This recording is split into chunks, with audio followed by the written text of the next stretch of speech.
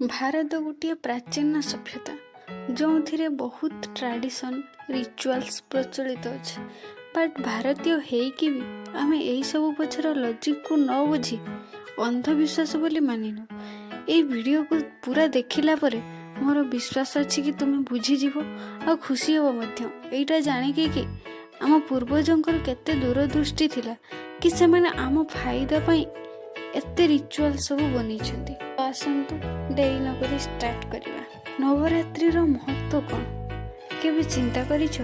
नवरात्रि माने 9टी शुभरात्रि जोटा वर्ष को 2 थर आसे। गोटे गरम हेबा पूर्वरु आ गोटे ठंडा स्टार्ट हेबा पूर्वरु गभीर भाव में देखिले जानी हेबो कि एटा सीजन चेंज समय रे आसी थाए। जेमिति बाहर पाग परिवर्तन होता है आम भीतर भी चेंज देखा मिलता है।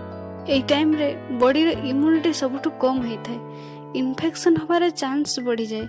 सेथिपाई फास्टिंग करवा वा उपवास कर दरकार। तेणु व्रत न रखिले भी हल्का फुल्का खाइबा को कहा जाए।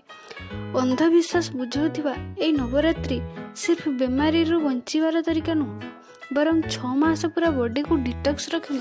आयुर्वेद हो कि मॉडर्न साइंस हो दुईटा जाक फास्टिंग रो महत्व को मानी। आध्यात्मिक दृष्टि भी मुनि ऋषि माने 9 दिन को साधन पाई उच्चतम मानी। सबको मिसई कि नवरात्रि फिजिकली और स्पिरिचुअली ग्रो करिवार आम पाई गोटे सुंदर तरीका।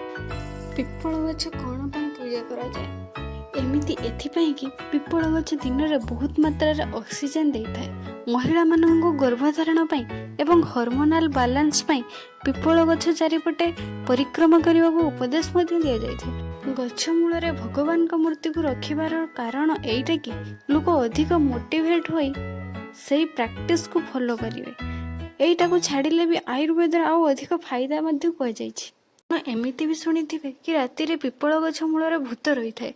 असल कारण एटा कि ये बहुत बड़ गछ सेथिपाई राति रे अधिक अंगारकाम्ल छाड़ी थाए। राति रे एहा मूल रे सुइले अम्लजान कमी हुई जाए। सेथिपाई एई तरीके रे कहा जाइछि कि लोक निजर हानि न करंतु।